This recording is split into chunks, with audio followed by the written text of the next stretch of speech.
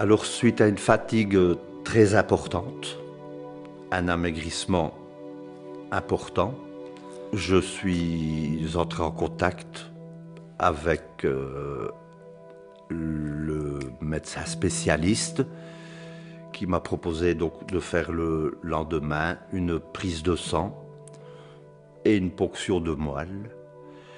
Et je vais dire que 24 heures après, sans résultat de la moelle osseuse, 24 heures après, rien que la prise de sang, officialisait la maladie, donc le myélome.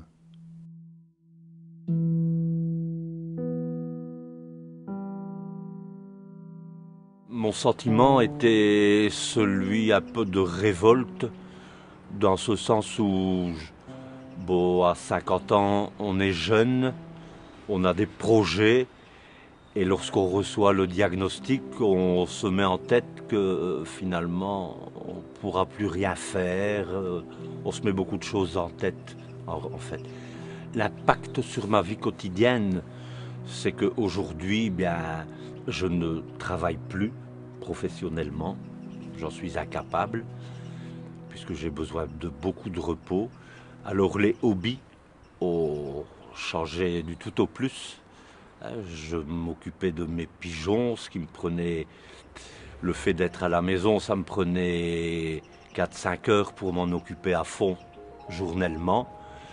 Et puis, il arrive un moment où c'est stop, quoi. On ne sait plus physiquement.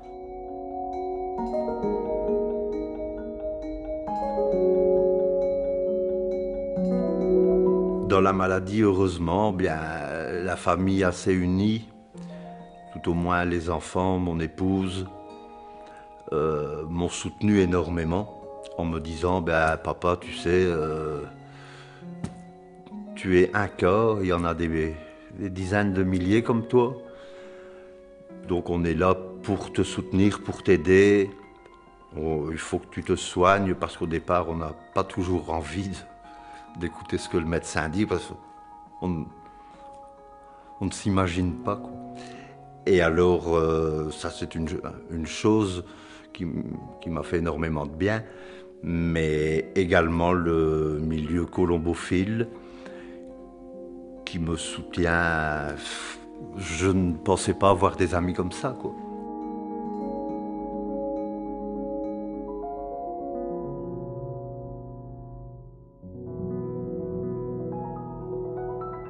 Quand un patient rencontre son médecin spécialiste, il ne doit surtout pas avoir peur de poser les questions qui lui passent par la tête. Même si la question n'est pas bien posée, son médecin pourra la poser différemment, correctement, et lui expliquer les choses. Parce que lorsque vous allez comme ça en consultation, vous revenez, comme moi au départ, vous revenez avec un tas de questions dans la tête parce que vous n'avez rien compris. Comme dans beaucoup de maladies, lorsque le médecin vous parle, ben, c'est très vague, à part quelques mots, mais on ne sait même pas ce que ça veut dire. Alors il est évident que pour les personnes qui sont touchées comme moi par la maladie, je formulerai un vœu, un mot, c'est espoir. Parce que l'espoir est le seul mot qui, dans notre maladie, fait rebondir. Allez, espoir, tout simplement.